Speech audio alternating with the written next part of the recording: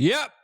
A failed people, a failed state, a failed nation, and a failed civilization. That's the reality of what we're dealing with. Welcome back, beautiful and amazing human beings. My name's Luke Gradowski here of wearechange.org, and there's a lot of absolutely crazy and wild news to get into today, as of course it looks like Joe Biden and Donald Trump have agreed to debate what is going to be happening during that larger conversation, as things here domestically aren't looking all right, as internationally they are that much worse, especially with the latest news coming out of Slovakia and Kharkiv in northern Ukraine, where the Russians are making some major advancements, as it looks like the larger geopolitical shift is absolutely being made, especially with Russia and China coming together. What should we worry about when it comes to those situations? Well, we're going to be talking about that, plus all the latest news here on this independent media broadcast. If you like the shirt that I'm wearing, you could get it on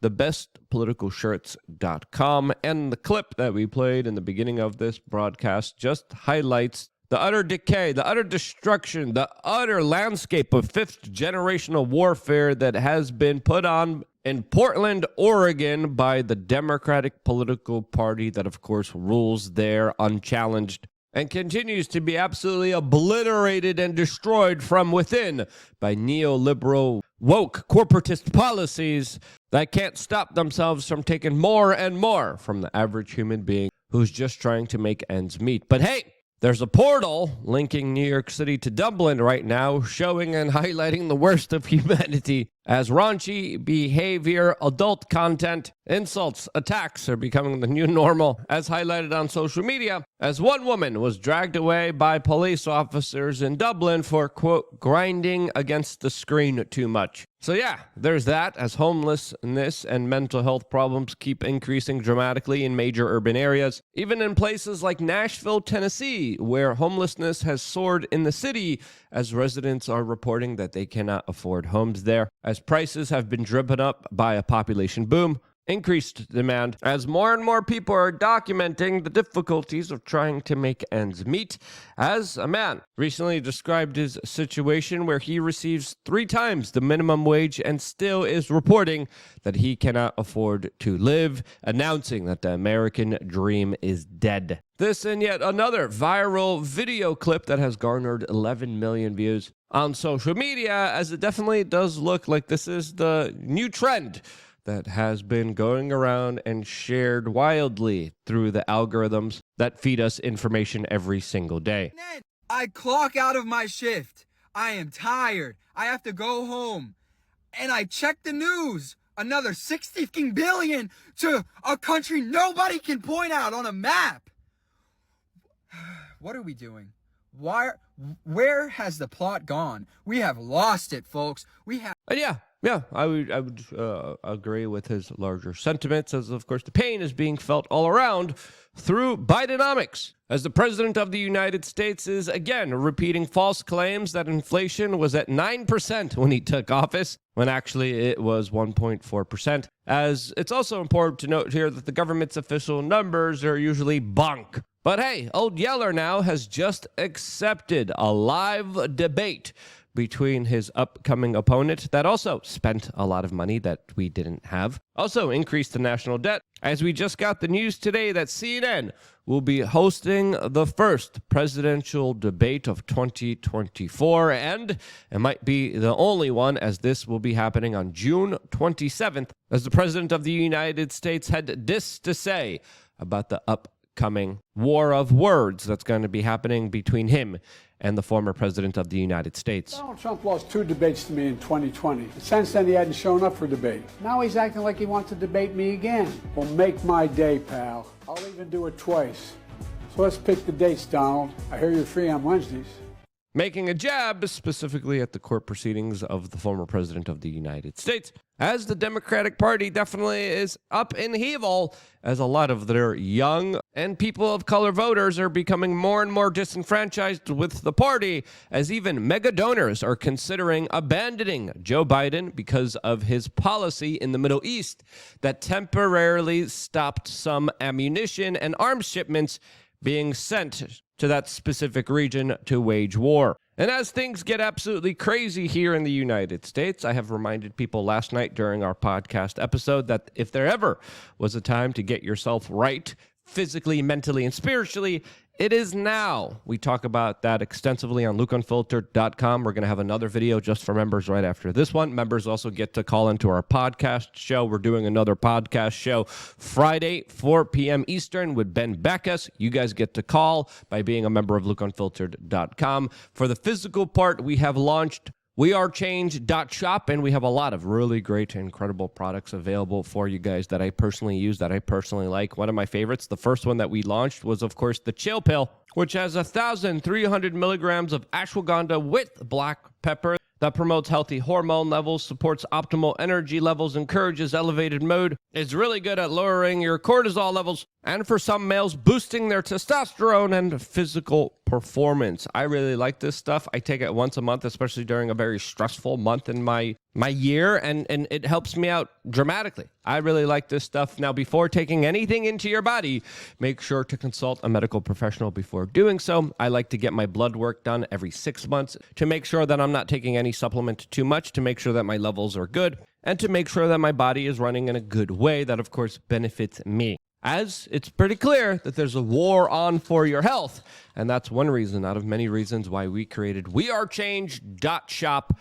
Check it out, get the ultimate bundle, and start your own independent health journey right now just by clicking the link down in the description below, and I will see you there right after this broadcast. We also have a funny sign available that we just had to restock because it sold out as soon as we told everyone about it. So there's that too. This, as the world is absolutely becoming more unsafe and not stable, especially with the latest news coming from Slovakia, where their prime minister is now fighting for his life after an assassin tried to take his life and shot him in the stomach and arm. The suspect has been caught. The prime minister now is in the hospital. As we're still finding out details about what's really going on here and what was motivated by what looks like a larger political hit job to stop this prime minister from being able to do his job. This, as a lot of people are already stringing together a lot of circumstantial evidence to what they think is really going on here, as the prime minister of Slovakia, Robert Fico, just a couple days ago, formally and publicly rejected the World Health Organization and their larger global power grab with another accord. This, as the prime minister also announced a few days ago on April 16th that he will not be implementing new European Union immigration rules that, of course, would have seen a lot of people enter his country, as the Associated Press has called him and his party a pro-Russian platform, as this prime minister definitely represented a more populist politician and perspective that has been on the rise in many European countries who are sick of globalist neoliberal policies that are extensively larger corporatist policies that do not help out the general public. As it's important to note here that this prime minister is the longest serving head of government in Slovakia's history, serving a third term, as there's been a lot of comparisons to him and a lot of other nationalistic, populistic leaders like the prime minister of Hungary, Viktor Orban, as his platform was described in the corporate media as pro-Russian and, quote, anti-American, as he previously promised to end Slovakia providing Ukraine with military support. And he previously argued that NATO and the United States were the ones that provoked Moscow into this larger conflict in Ukraine. Now, was this the reason why this man was targeted and, of course, attacked? Well, we don't know. The details still here are very sparse. We still don't know exactly what's going on. We still don't know why he was targeted, who he was targeted by, and the larger motives here, as of course we will be paying close attention to this story. This, as it definitely looks like there is a shifting of the tide, specifically when it comes to the larger proxy war in Ukraine, as the New York Times has a very interesting article today describing how the White House is worrying that the Russian momentum is changing the trajectory of the conflict in Ukraine, describing how now multiple factors are helping Russia's military's advance, as there has been a delay in American weaponry that is making its way to the country as the Ukrainian government awaits its delivery. Recently, Aaron Rodgers had some very interesting things to say about Russia, as he described Vladimir Putin as a, quote, thoughtful and smart man, and wishes that Biden was more like him. Now, Personally, I wish that was the case.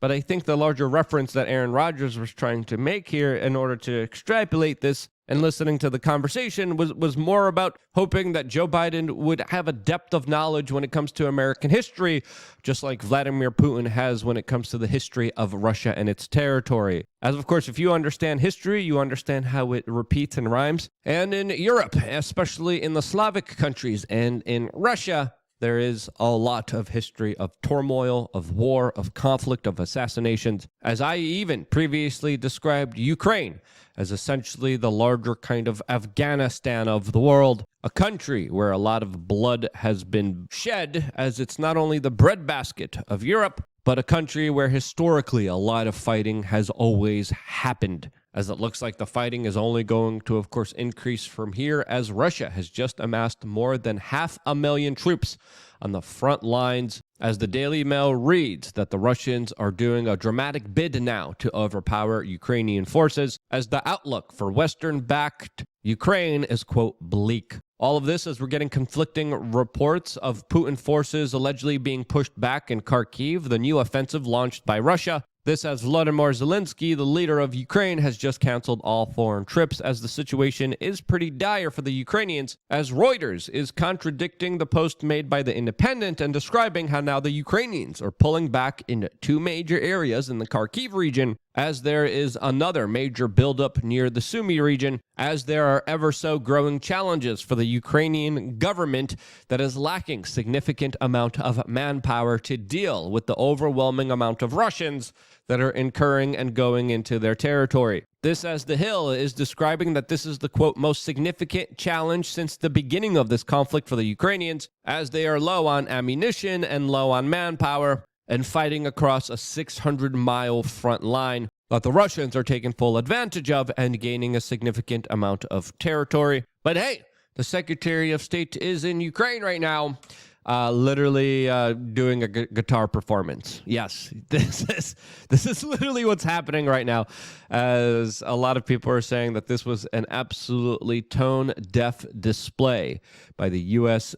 government, as the Secretary of State is literally doing guitar performances as more and more Ukrainian territory is being conquered by Russia, as China definitely is playing a major role in this conflict, as well as they just rolled out the red carpet for Vladimir Putin, as the ties between Russia and China keep growing overwhelmingly, as the Financial Times describe how a China-Russian economic friendship could rattle the world, and that's exactly what American foreign policy is forcing a lot of these Eastern countries to do. As just recently, China and Russia did war games simulating larger attacks on Taiwan. And with BRICS nations challenging the U.S. petrodollar, this definitely creates a very precarious situation that is worth paying attention to, that we're not paying enough attention to. A lot of people are talking about portals and guys putting up gas things up there.